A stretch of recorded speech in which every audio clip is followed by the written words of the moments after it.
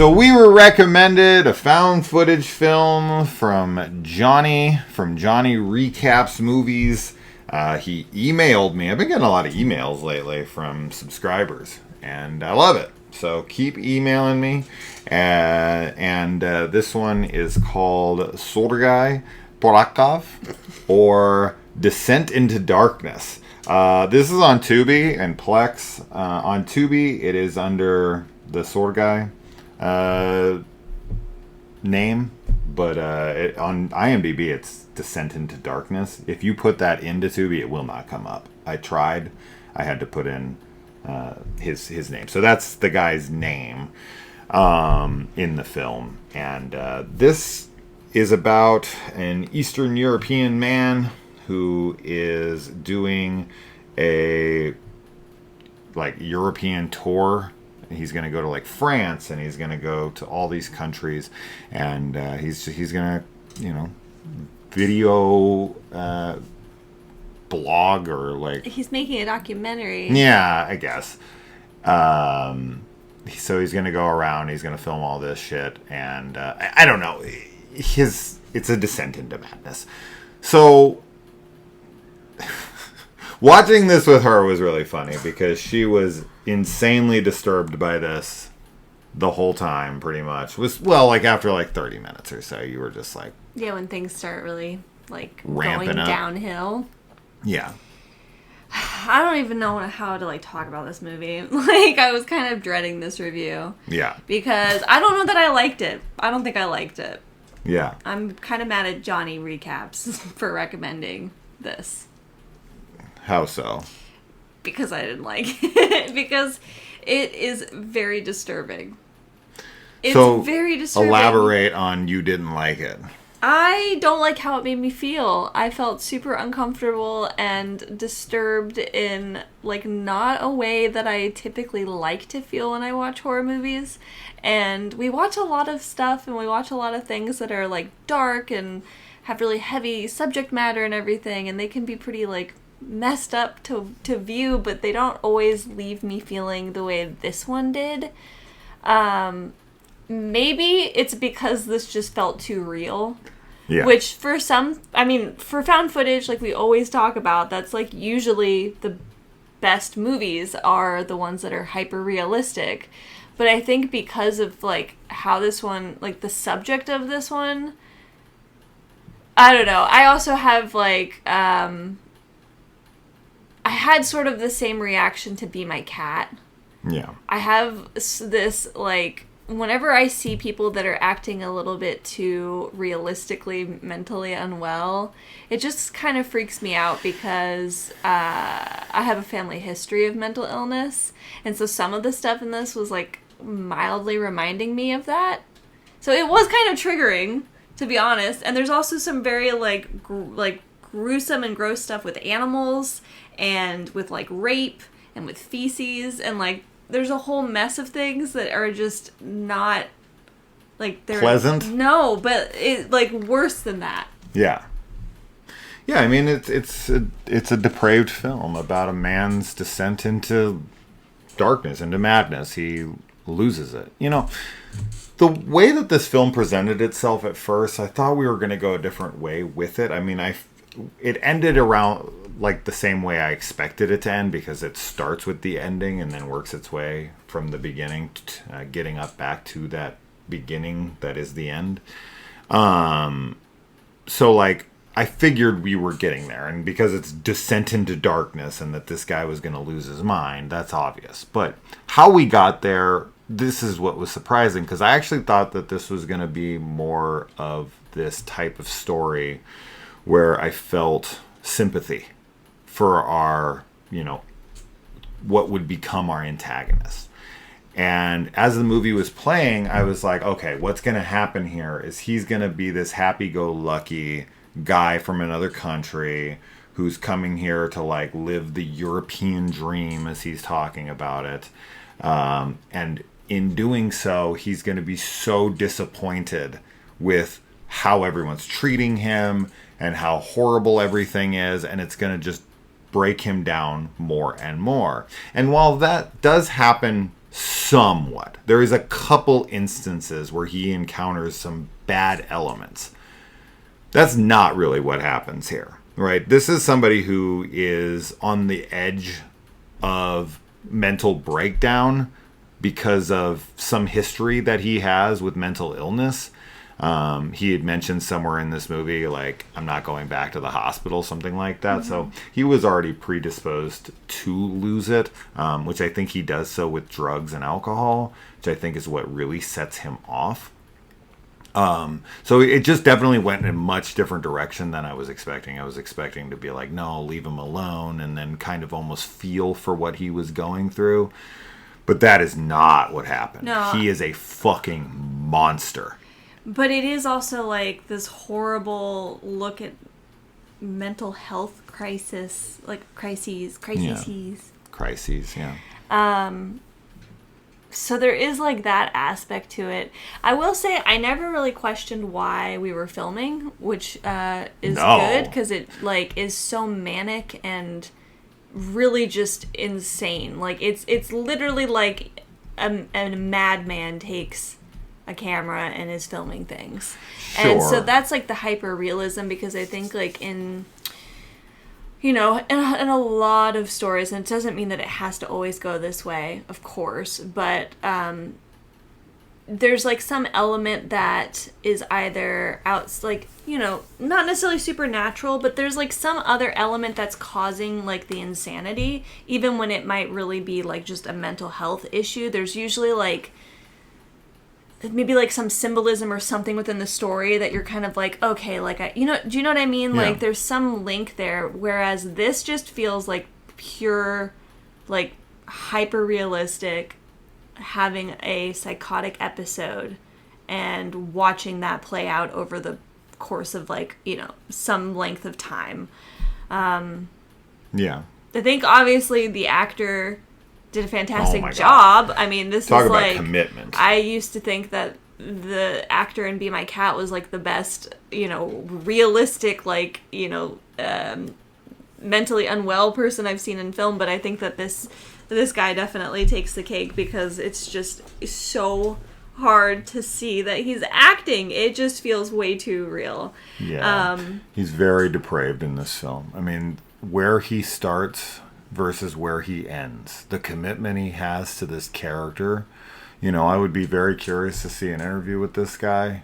And because it is one of those things where you're saying it's like he's too good to the point where you're like, did they just hire somebody who's super mentally unwell, take them off their medication, and let them roll? I also like worry, because this happens in other films too, but like when actors go to these like really dark places and embody that character, it's not, it really isn't black and white where it's like you're only playing a character and like that doesn't touch your regular psyche at all. Like there's a bleed through that can happen, I think. Especially when you're so good at it too, Yeah. That's the whole like fake it till you make it thing. Like your brain can really start to believe and react as though you are, what you're pretending to be. So it's not just a psychological transformation, though; it's a physical one as well. Yeah, there is physical he stuff. Looks like a completely different person throughout this film. Yeah, where he starts versus like the transition and where he ends is wild. He is so different looking and different acting. By the end of the film, is a complete transformation of both physical and mental character. It's incredible. The performance is fucking phenomenal. It's wild. If you've ever seen somebody who's having like a manic episode too, like there's a certain look that people get in their eyes, and I feel like he has that, like for real. Yeah. So yeah, I don't know. I can't say that I really liked the film because it just was so disturbing to me. Like I watched the whole thing. But, in the last act, too, like the climax, there's just some really horrible stuff that happens. Super dark. And I don't know. Normally I am somebody that's pretty fine, like, watching humans be awful on screen. But this, it just made me feel a lot of things. And I also get this, like, sense of, like, there's people out there that have had psychotic breaks that are just like kind of abandoned by society, like nobody helps them, and it's just very depressing to me to think about it as well. Like, we should have better like things in place to help people when they have these breakdowns, because they can hurt themselves or other people or, you know, whatever, and they're just not in their right minds. And it is an illness, like, you know, it's not just like they want to be that way. So this film just made me think about all those things too. It's hard. It's a hard sell when you're telling someone that they recommended the genre that's supposed to feel real and you don't like it because it's too real. Right? So I think it's because of it's just because of this, like, I think story. he was insanely successful in his recommendation. He recommended something to you that truly disturbed you. I'm being pretty facetious with that. Like, I'm not actually mad at the person that recommended at all. So I hope they don't think that. Yeah. I'm just giving my experience of the movie, though, is really just what it comes down to. I think that really there are people. Yes. And I think that if you like this, obviously if you're a found footage fan, and if you like if what we've described sounds at all like something you're interested in, you should check it out. But I would heavily caution that there is some very dark and heavy subject matter in this, that you might want to look up trigger warnings if they exist for this movie. I did mention some of them already, but yeah. Yeah, I mean, if you're into something like Be My Cat, a film for Anne, and you liked that guy's performance and you wanted to see an even more unhinged one of a man who starts out as like this, because like the difference between Be My Cat is that guy to me feels like a nutcase from moment one, as to where with this Sorgoi, he feels like a very like happy-go-lucky, plucky-spirited guy that just thinks like the world is his oyster, and like he's so excited about his trip. It feels very much like Borat in that way, of just like he's so excited to get out of his country and to see the world, and he really genuinely wants to have a great experience, and he takes home this fucking insanely gorgeous woman like after like a night or two of being there, and I'm thinking this guy has nothing to complain about. What the fuck? Like, this guy is having the time of his life. Like, good for him.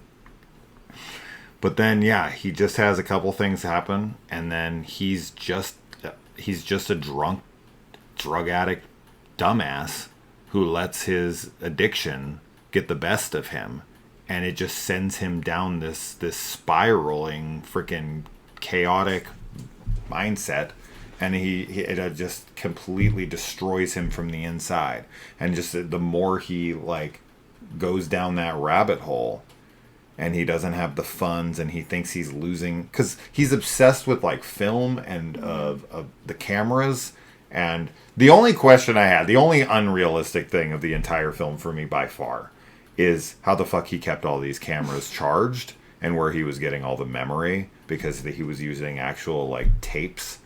And I was like, how are you charging these things up? Because you only have 2 cameras, and they seem to have endless battery, because this thing takes place over months. Yeah. And I think that homeless for a good amount of it. I think that he's definitely going places and charging them, but yeah, it's definitely a combination. It would have been nice to see him like outside someone's house, or like snuck into someone's house and just charging his camera. Just there was one scene 10 where seconds he was in of like that. a cafe charging it, but okay, it was very quick. It was like a really quick. That's scene. Fine then. But I agree though, like it doesn't matter. And also, it's not like the film is like running 24/7 necessarily, of course. But I do want. It is a good, as you said, like the change in the character from the beginning to the end is astounding. I definitely want to say this, though, because I think this is important. For anyone who's going into this expecting some shock film, that's not what this is, right? So if you're looking for, like, August Underground or the Guinea Pig movies or, like, anything like that, there's nothing like that. This isn't, like, some hardcore film with insane gore that's over-the-top realistic and, there's, it's torture and all. No. It's the subject matter. It's what he does. A lot of it is not shown. A lot of it's happening like off screen. Some of it is happening on screen, but there's nothing like superly graphic or anything. So it's more like it's implied, and what's implied is really fucked up. So I just want to make sure that we got both sides covered here for people who are like against that stuff, or people who are like, that's really what I want. And what are you talking about? This movie isn't disturbing at all. Where's the fucking gore? That's not the kind of disturbing we're talking about. So I want to be very clear on the level of disturbing that the movie is. But overall, I thought this was really damn good. It's like, the pacing is interesting because, like, I thought we were an hour into this movie and we're only 35 minutes, and I legitimately fucking lost my mind over that. I was like, what? We're only 35 minutes into this fucking movie? I don't know if that's a good thing or a bad thing. I was feeling like it was dragging and being a little repetitive at times for sure, but once he starts going down that, like, you know, the descent, once, like, we'll say, once he becomes homeless and he's, like, living with this guy in a tent, I think pretty much from there on, the film just gets so much more psychotic and kept me really engaged because he has so many moments that are so believably insane. This puppet show he puts on, and these campers that he fucks with, and all of this stuff. The transformation, the physical transformation, his hair, his appearance, his mannerisms, everything is just so different throughout the film, to where he's at the last scene, before like the very, very last scene, where we get the full transformation, but right before that, which catches us up to the beginning of the movie, he looks like a legitimate embodiment of like that homeless, insane person that you would have nightmares about. Yeah. And contrast that with the guy in the beginning who's just like, you know, he's kind of goofy looking, he's kind of, you know, whatever. He's just like kind of like a normal, odd guy. Compare and contrast that to the guy we have at the end. Mm-hmm. They're like two completely different people, physically and mentally. You're like, what the fuck? Yeah, it's crazy. A huge transformation. So anyway, that's enough. Descent into Darkness. I'll have the title up on the screen so you can look for it. It's on Tubi. You can watch it for free. So thank you to Johnny. Not a thank you from her. She gives you a fuck you. No. And yeah, that's that. Anything more? That's it. All right. This one's from 2013, by the way. This isn't a new one.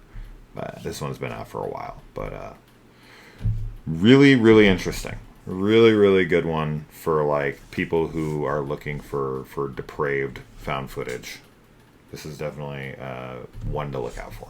All right. Let us know. We'll see you in the comments. Bye. Bye.